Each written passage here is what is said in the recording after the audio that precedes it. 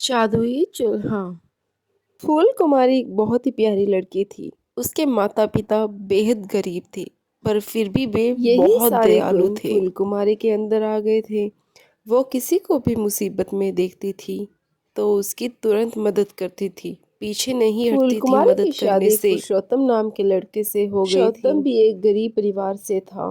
पुष्कर और उसके माता पिता सभी मजदूरी करने चाहते थे और उसी पैसों से उनकी तीनों दिन गुजर होती थी ताकि उनके घर में दो वक्त का खाना आ सके। कुमारी का यही हिसाब था, अगर कोई उससे कुछ मांगने आ जाता था तो वह उसे कभी कोई वो दे देती आ जाती और कहती, बहन तुम्हारे यहाँ थोड़ी चीनी है क्या?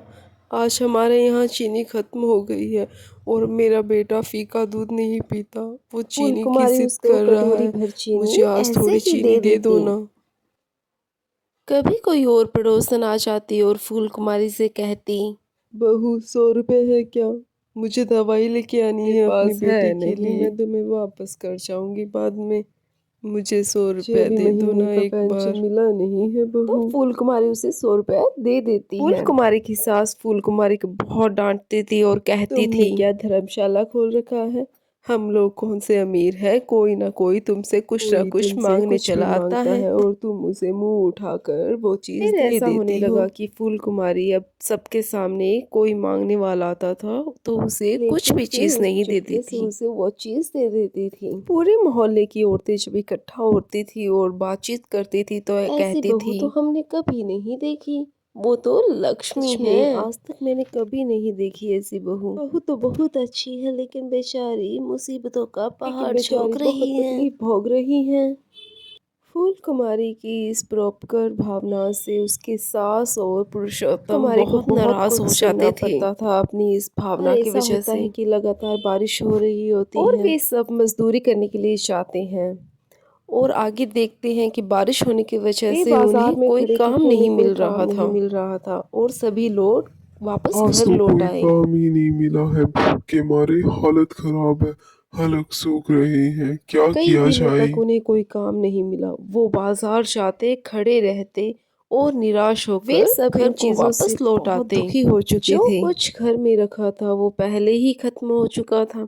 अब घर में खाने के लिए एक दाना तक नहीं था। वे सब सुबह से भूखे बैठे थे और कह रहे हे थे, भगवान, आज क्या खाएंगे, इतनी जोर से भूख लगी है।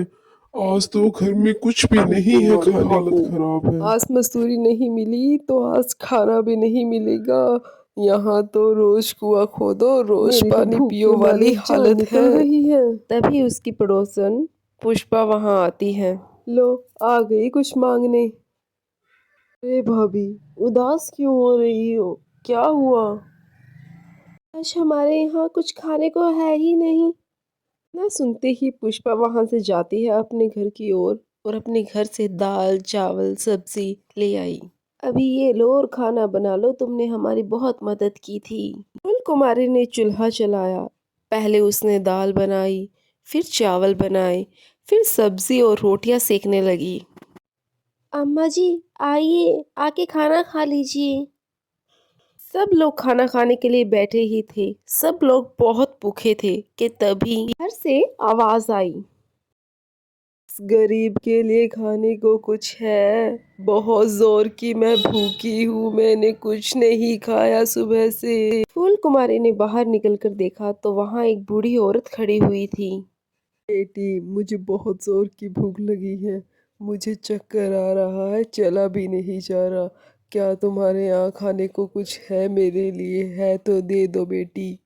कुमारी चक्कर में पड़ गई। खाना तो थोड़े ही लोगों के लिए है, जो इतने लोगों के लिए भी पूरा नहीं है। वो सोचने लगी और सोचते सोचते बोली, हे भगवान, मैं क्या करूं? मैं इस बूढ़ी अम्मा को खाना कैसे दूं? ये कितनी कमजोर है, ये भूखी भी है, हमें इन्हें खाना देना चाहिए। भूखी भी है और खाना भी मांग रही है, मैं इन्हें बिना खाना दिए कैसे लौटा सकती हूँ? फूलमती की सास भीतर से आती है और उस बूढ़ी अम्मा से कहती है, कुछ नहीं है यहाँ, जाओ तुम यहाँ से। बहू, तुम किवाड़ बंद कर दो, ज्यादा चक्करों में मत पड़ा करो, तुम कोई खाना वाना नहीं है, जाओ। बेटी, मुझ पर थोड़ी दया करो, मैं बहुत भूखी हूँ।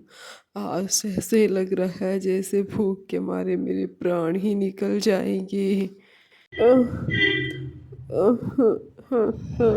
ऐसा कहकर वह वहीं बैठ गई और वो आंसू बहाने लगी। फूल कुमारी घर के भीतर दौड़कर आई और अपनी सास से बोली, अम्मा, उन्हें खाना दे दो। कहीं ऐसा ना हो कि भूख के मारे उन्हें कुछ हो जाए, वो बहुत भूखी हैं। फूल कुमारी की सास ने उसे डांटा और बोला, अरे तुम चुप करो बहू, हमारी तो कोई परवाह नहीं है, हम तो सुबह से भूखे हैं, भूख के मारे मरे जा रहे हैं। वो बाहर से कोई भिखारन मुंह उठाकर चली आई तो उसकी बड़ी परवाह है तुम्हें? हाँ नहीं तो। पर अम्मा, अरे जरा सोचो, हम भी तो 2 दिन के भूखे हैं, भूख के मारे चक्कर आ रहा है, हमने तो भी कुछ नहीं खाया 2 दिन से। फूल कुमारी ने बाहर आकर देखा तो वह बूढ़ी महिला वहां बैठी रो रही थी। अब फूल कुमारी से नहीं रहा गया। अब चाहे मुझसे कोई भी नाराज हो जाए, मैं उसको खाना दूंगी।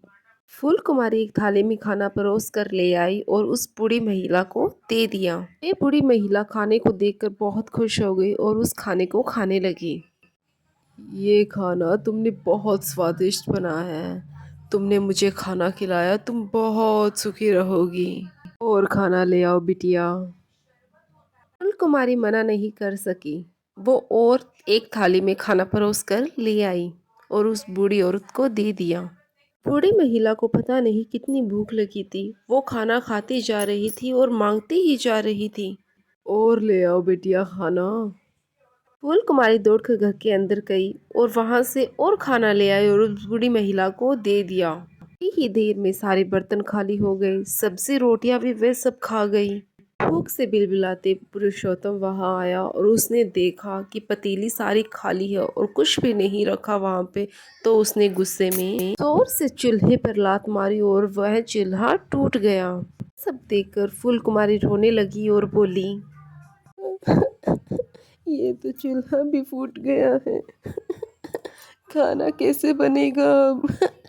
अब मैं क्या करूँगी? परेशान मत हो बेटी, मैं तुम्हें ऐसा चूल्हा बना कर दूंगी जो कभी नहीं फूटेगा, ना उस पर खाना कभी खत्म होगा। उस पर खूब खाना बनाना, जो भी भूखा आए उसे वह पेट भर खाना खिलाना। उसने वहीं से थोड़ी सी मिट्टी उठाई और फूल कुमारी से पानी मांगा। उसने मिट्टी गूंथी और एक नया चूल्हा बनाकर रख दिया।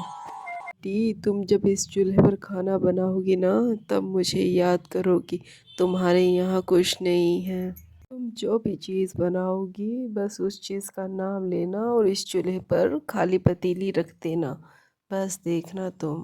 ऐसा कहकर वो वहाँ से चली गई। फूल कुमारी ने चूल्हे पर खाली पतीली रखी और बोली,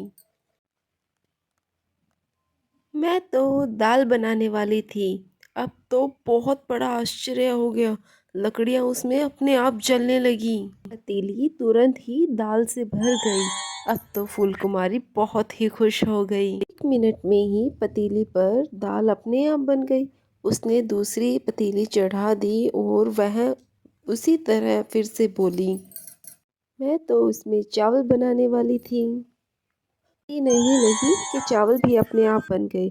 अब तो फूल कुमारी जिस चीज का सोचती और बोलती वह चीज अपने आप बन जाती और सारा खाना इसी तरह तैयार हो गया। सारा परिवार ये सब देखकर बहुत खुश होता है।